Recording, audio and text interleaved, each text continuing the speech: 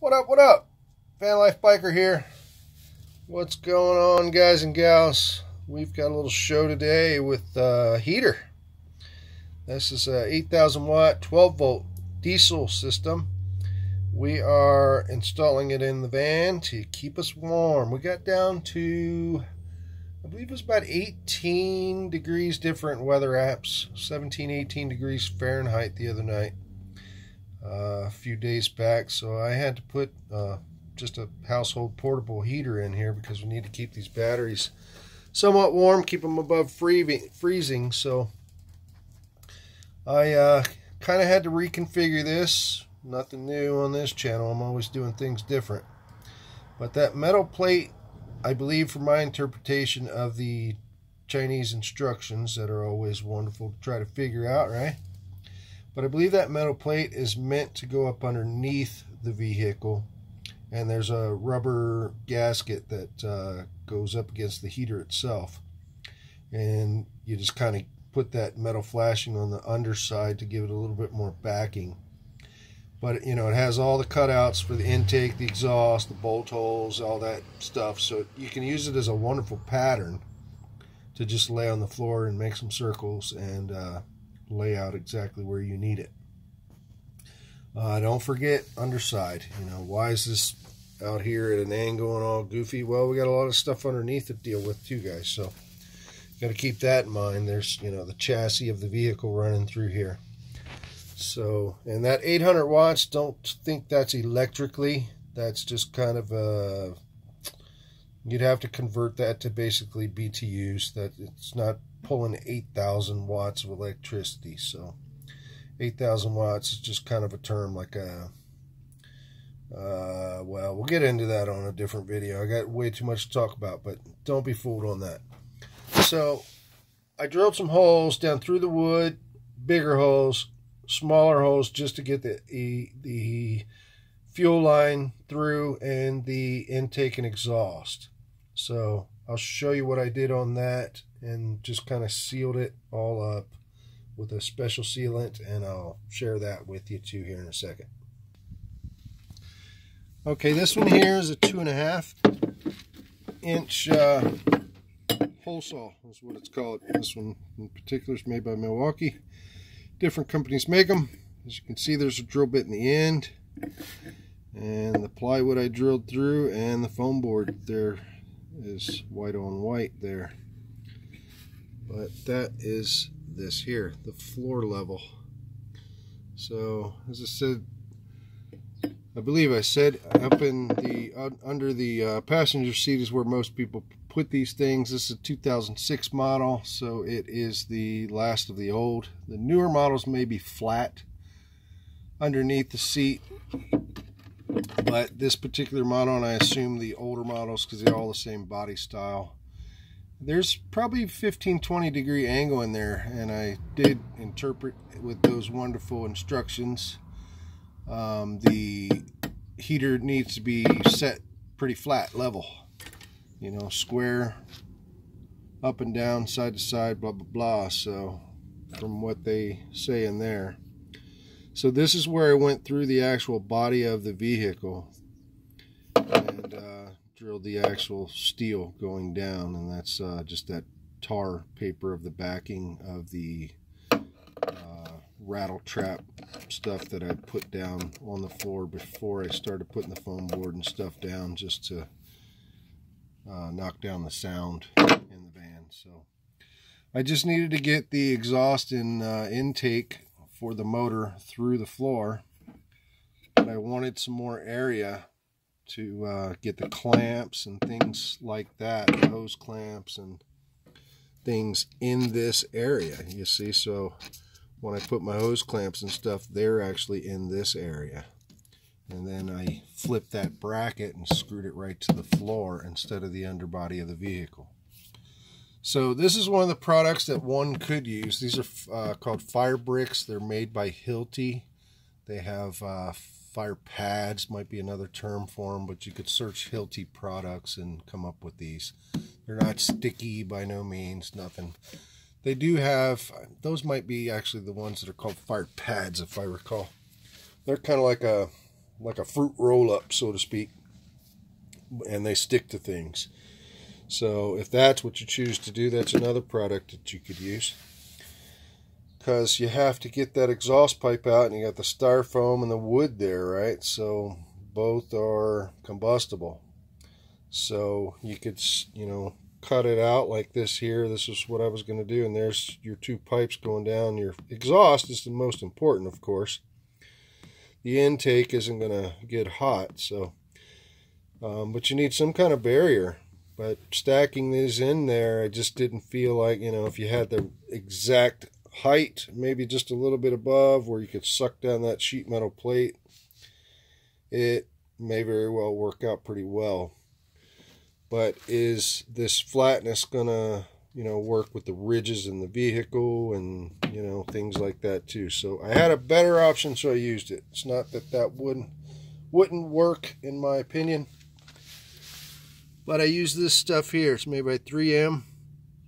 CP25 WB Plus, it looks like.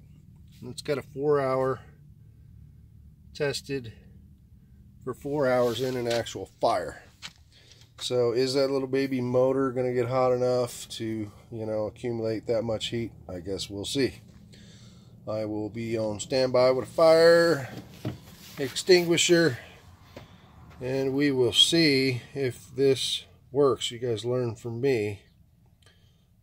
So I will definitely be doing a test before I just complete the build and run with it, and not to mention I'm going to have to be using it because we're in the middle of winter. Or we're back to this guy. This, excuse me, is your typical 1500 watt heater that you can buy at any big box store to just like a room heater. FYI, I had that thing wide open. Thermostat all the way up, high and low switches turned on, so it would be on max. I believe it kept the van around 40-45 degrees. Fahrenheit is about the lowest it got on that cold night, which is still a little leery. I mean, we're not completely insulated yet, so that will definitely help in the future. But just some info if you're trying to keep things from freezing. This is the mid-size Sprinter, and just a oil-filled household heater like that, and then I just ran an extension cord to it from the shop. Didn't keep it a whole lot over freezing, so something to think of. But these things are supposed to be dynamite, so you can splurge for the expensive one, or you can just get one of these old China models, and literally you can buy about 10 of them to 1 for the name brand. So that was kind of the deciding factor for me. And I see everybody put them under the seats. I don't know if the newer models are level or not. I don't know if the other $1,200 to $1,500 units, you are allowed to mount them on more of an angle. I don't know. I don't own that one. So a lot of factors. I'm just sharing what I have going on here. This is the part here that scares everybody, right? Okay, this is pretty self-explanatory. I'm going to show you. This plugs into this. Easy peasy. That's your monitor. Inline fuse. Positive side to your battery or fuse box, what have you, that has an inline fuse, so you're actually protected there, which is great. Your negative side. This here plugs into your fuel pump right here. This would be under the vehicle, going to your fuel tank, your fuel source. And one other lead right here just plugs into the motor, or the actual heater. So simple. This is your fuel line. Actually use this rubber fuel line to slip over that. It's what they use, and then you put clamps on it to use as couplers. So for example, this would slip onto this, and then you would shove this clear hose up into this and put another clamp on it. So just using it as couplings. This guy here was provided for a deal here. If you want to take this actually to your fuel tank, you can drill a hole in your actual tank. I believe there might be some other methods. I'm going to have to investigate that a little more, but mainly this is set up for the tank that they provided. But I'm not going to use that. I'm going to take it right to my vehicle fuel tank. This is a diesel. And this is just a little register vent, adjustable. Muffler for the exhaust that goes out the bottom of the vehicle to keep it a little quieter. All your straps. There's your fuel filter. And this is your venting. Just a flex pipe. It's aluminum lined. That would go to your registers. And mine, I bought the one that has a T, so you come out and hit a T, and then you can hit. There's the other one, so we got 2 registers. So, I think that pretty much wraps it up, guys, of what I did, my experiences from this thing. So, use your own judgment, your own research, as usual. Nothing I say is written in stone, but a lot of construction experience speaking here. And we'll keep you posted if this fire retardant does the job. If I smell anything funny or things kind of get heated, I'll pull it back apart and we'll figure something else out. But I just didn't want to cut, a big huge spot out to set that heater down in there so I could actually go directly to the floor, which is the way it is designed.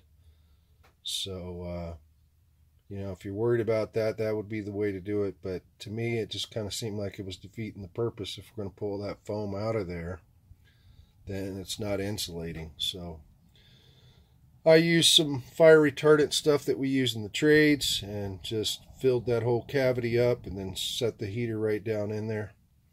The intake has a, let's just call it a muffler. It's like a little screen on the intake. So you can't fit that through your hole of the van if you're going to use this smaller hole saw here. I don't know if I mentioned that. This is an 1 3/8. I know I said 2.5 on the other one. You could probably get away with an 1 1/8, but you might not want to test that theory.